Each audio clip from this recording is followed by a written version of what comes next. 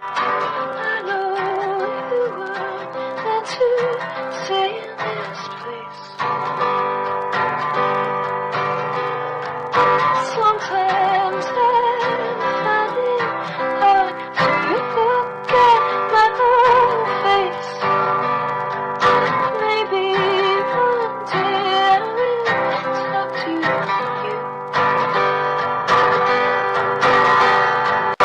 If I'm lucky, it won't be too soon.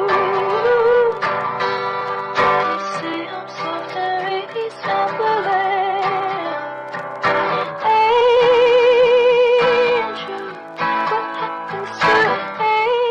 Frances Bean Cobain finally does what the world never expected. She sings directly to Kurt Cobain, and the moment feels so raw, so intimate, it's like eavesdropping on a private conversation between a daughter and the father she lost before she could know him. One song, one voice, and decades of silence suddenly break, and once it starts, you can't look away. Frances Bean Cobain stands in the quiet space between memory and music, and the world holds its breath, because this moment is not about fame or nostalgia.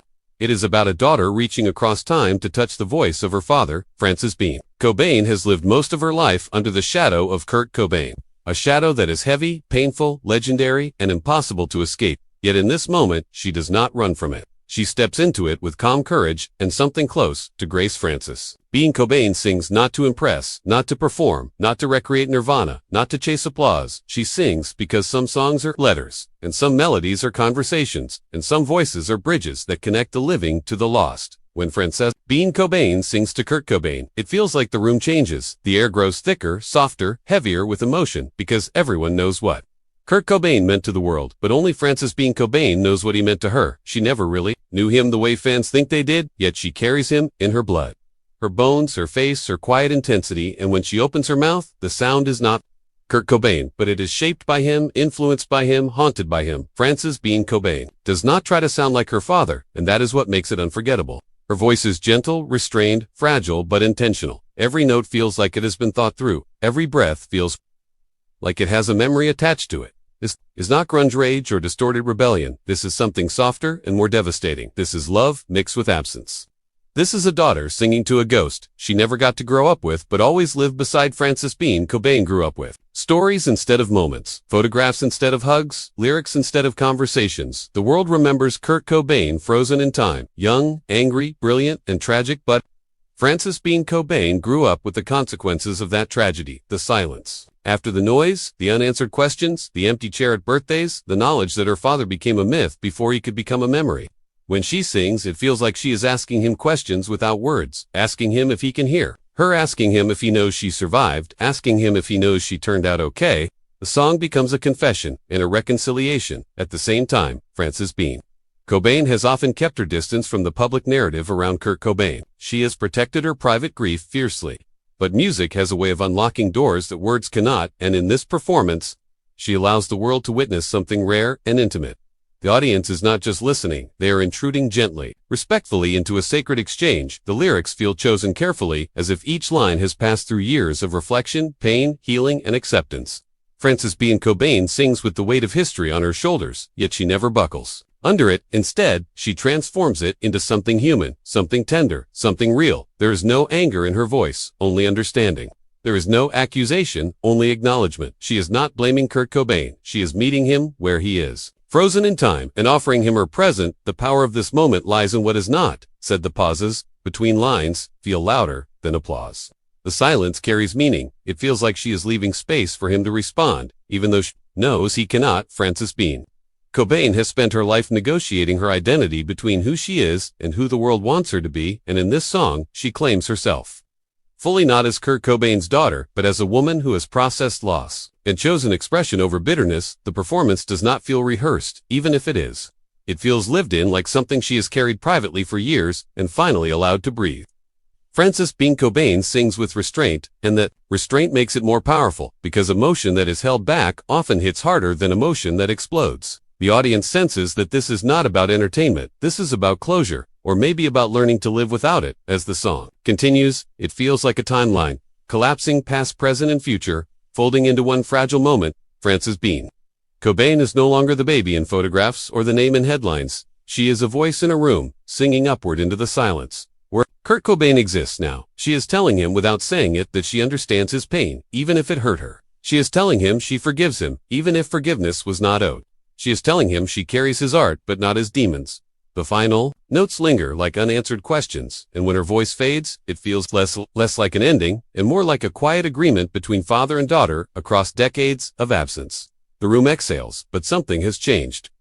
Bean Cobain has turned inherited tragedy into personal truth, and for a moment the legend of Kurt Cobain becomes something smaller and more meaningful. A father listening somewhere beyond the noise. Cobain has always existed in a strange, emotional space where the world feels entitled to her grief and curious about her healing, yet when she sings too, Kurt Cobain, she takes control of that narrative and reshapes it on her own terms. This second part of the moment feels deeper, more reflective, like the aftershock of an emotional earthquake where everything settles into clarity. The performance is not just about loss, it is about survival and the complicated beauty of growing up without someone who shaped you before you could remember them. Bean Cobain sings with the awareness that her father's voice changed music forever, yet she never tries to compete with that legacy. Instead, she sings as if she is answering it softly from the other side. Her tone carries maturity, wisdom, and the kind of emotional intelligence that only comes from sitting with pain for a very long time. This is not a cry for attention. It is a statement of existence. She is here, she endured. She learned how to love someone who left before she could know them fully.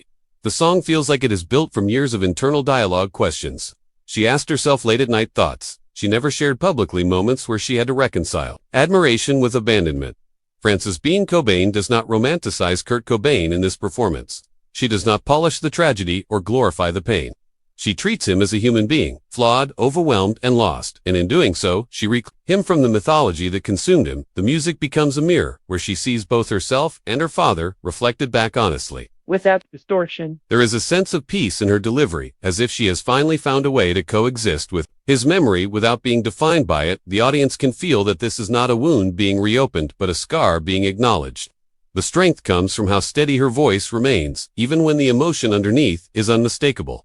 Bean Cobain understands that love does not disappear with death, it just changes shape, and this song is proof of that transformation.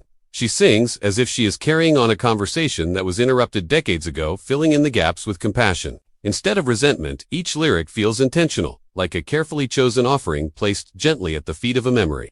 The performance suggests that she has reached a place where she no longer asks why things happened the way they did, but instead asks how to live fully despite them. There is something incredibly grounding about watching someone who could have been consumed by inherited pain instead choose self-awareness and creative expression. Bean Cobain shows that healing does not mean forgetting, it means integrating the past into the present without letting it control the future as the song moves forward. There is a quiet confidence in her posture and presence. She is no longer just responding to her father. She is standing beside him, artist to artist, voice to voice, even though their styles and eras are worlds apart. In that sense, the performance becomes a bridge. Not just between father and daughter, but between generations of listeners who grew up with Nirvana and those who are discovering this story through her. The final moments of her singing feel like a release, not dramatic, not explosive, but calm and resolute. As if she has said what she needed to say, and trusts that it was heard somewhere. Beyond the noise, when the last sound fades, it leaves behind a sense of respect, rather than spectacle. The audience is not left cheering wildly, but sitting quietly absorbing what they just witnessed. Bean Cobain has taken something deeply personal and allowed it to resonate universally, because everyone understands the longing to speak to someone who is gone. Everyone understands the need to be seen, heard, and accepted by those who shaped us. The beauty of this moment lies in its honesty and restraint. Bean Cobain does not claim closure. She does not claim answers. She simply claims her voice, and in doing so, she honors her father, not by repeating his story, but by continuing her own. This is not just a performance. It is a declaration that legacy does not have to be a burden. It can be a conversation, a connection, and ultimately, a source of quiet strength.